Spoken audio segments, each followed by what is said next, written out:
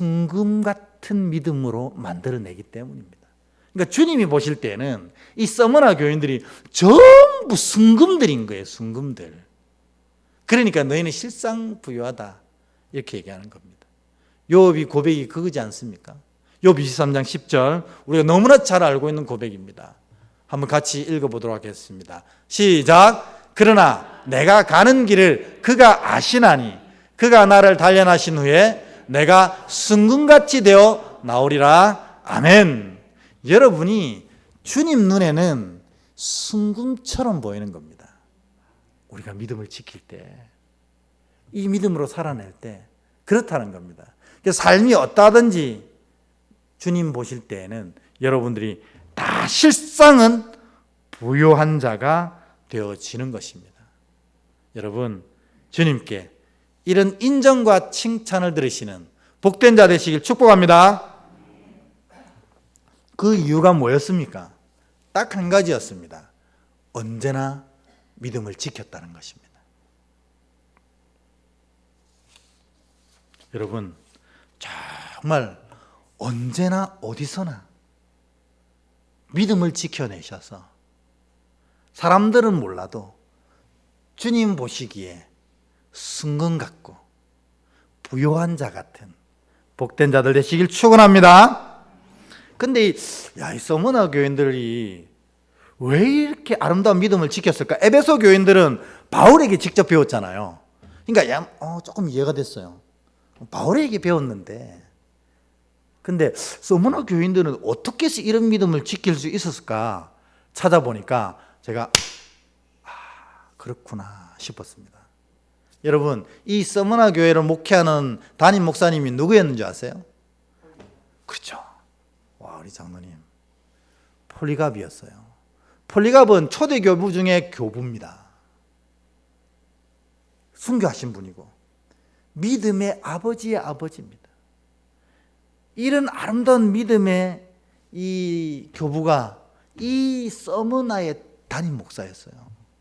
그러니까 그의 그 아름다운 믿음의 배움을 받은 자들이 그래서 다른 건 몰라도 믿음은 지키는 복된 백성이 될 수 있었던 것입니다. 그러니까 여러분, 에베소 교회를 봐도 그렇고 서머나 교회를 봐도 그렇고 담임 목사가 중요한 것 같습니다. 그래서 여러분, 저를 위해서 여러분들이 끊임없이 기도해야 될 이유가 여기에 있습니다. 저를 위해서가 아니고 결국 누구를 위해서입니까?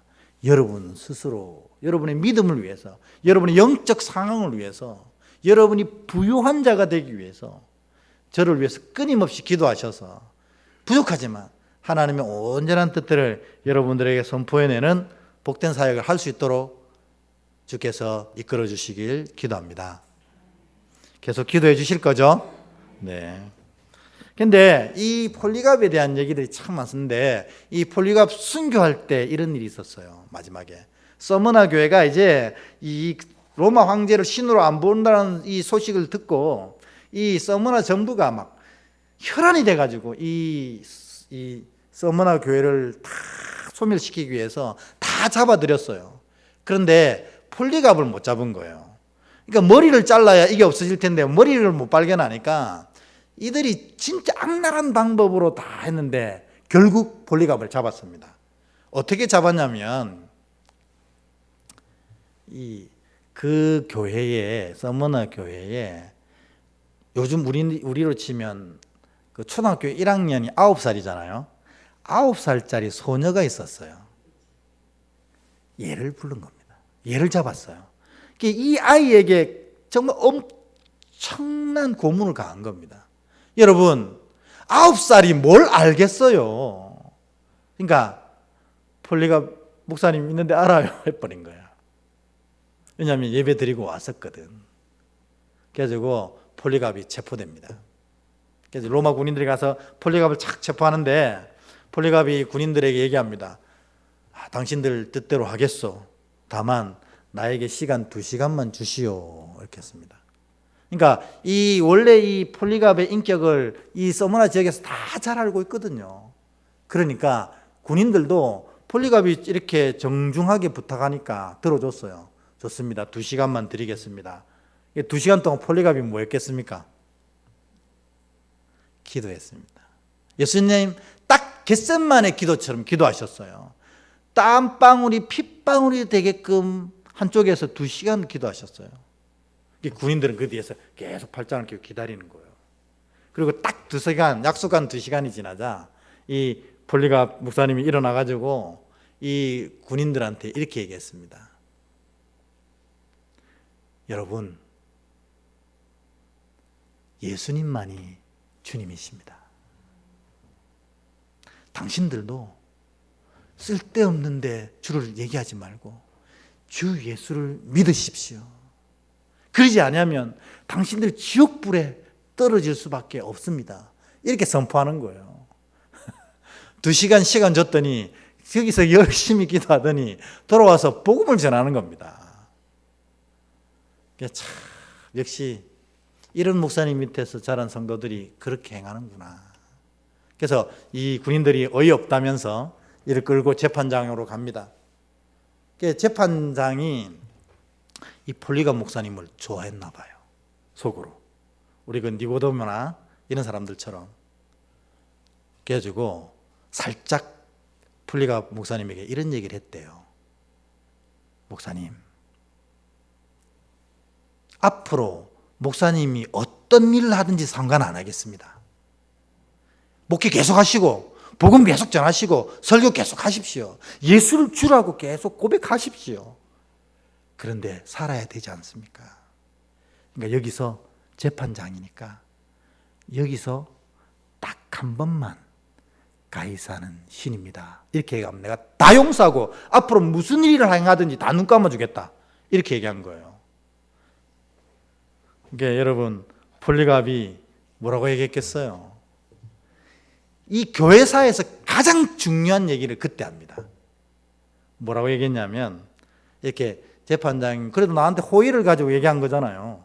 그러니까 웃으면서, 예수님은 내 86년 평생에 단 한 번도 나를 배반하시지 않았는데 내가 이 잠깐의 두려움 때문에 예수님 배반할 수 있겠습니까?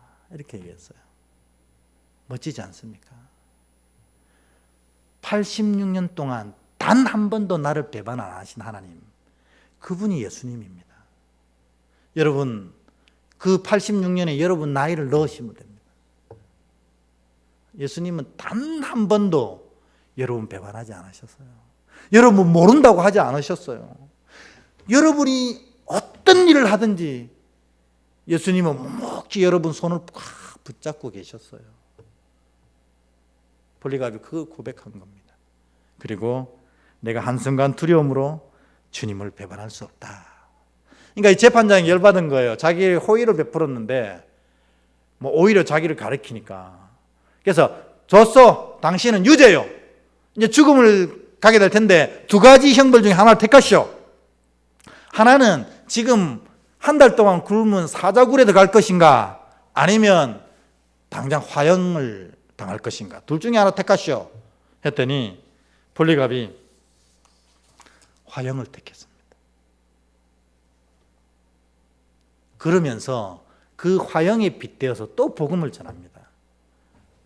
사랑하는 여러분, 나는 지금 화형당해서 1시간 정도 고통을 당하다가 천국 갈 건데 여러분들은 영원한 지옥불에 떨어지면 어떻게 하겠습니까? 내가 1시간 화형당하는 고통을 보고 여러분 정신 차리고 예수 믿으시오. 안 그러면 영원한 지옥불에 떨어질 것입니다.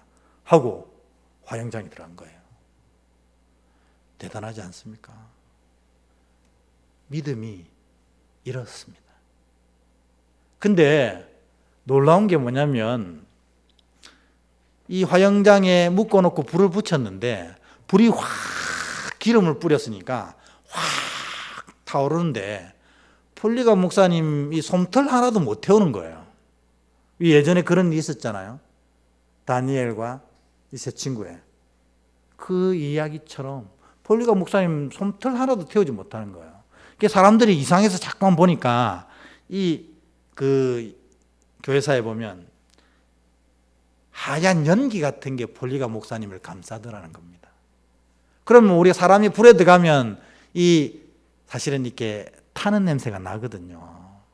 근데 그 재판장에 이 백합꽃 향기로 꽉 차더라는 거예요. 여러분, 지금 그 하얀 연기가 뭡니까? 우리 계시록 할 때 배웠잖아요.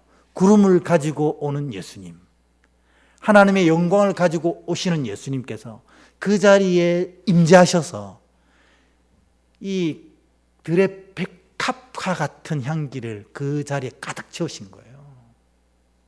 주님이 임하셨어요. 믿음을 지키면 주님이 우리 삶을 이렇게 채우시는 겁니다. 여러분의 믿음의 모든 삶의 자락자락에 이 백합꽃 향기가 가득 채워지길 주의 이름으로 축원합니다.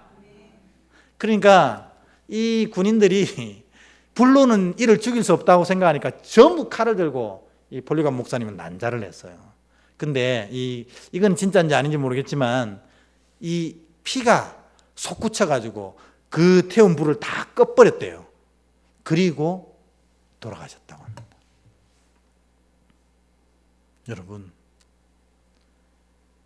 언제 어디서나 믿음을 지키시면 하나님 여러분 삶을 이 영광의 구름으로 백합꽃 향기로 가득 채우게 될 줄 믿습니다. 이 폴리감 목사님만 이런 게 아니고 우리나라에도 똑같은 일이 있었습니다. 우리 일제시대 때 이 일본이 우리에게 요구한 게 있잖아요. 신사참배를 요구했어요. 근데 안타깝게도 주의 교회들이 그걸 수용했습니다. 사실은 그것 때문에 교회가 되게 힘들었고 어려웠었어요. 근데 이제 교회 총회가 이걸 인정한 이유는 딱 한 가지였습니다. 그래도 교회를 지켜야 되지 않냐, 이거였거든요. 여러분, 교회가 그렇게 해서 지켜지는 것입니까? 그건 교회가 아니기 때문에 지킨 건 교회가 아니거든요. 자신들의 목숨이지. 근데 그런 핑계로 교회가 신사참배를 공식적으로 인정하고 허용하고, 여러분 그 박물관에 가보면 이 옛날 주보가, 그때 쓰던 주보가 있는데 예배 순서도 우리가 이렇게 쭉 있잖아요.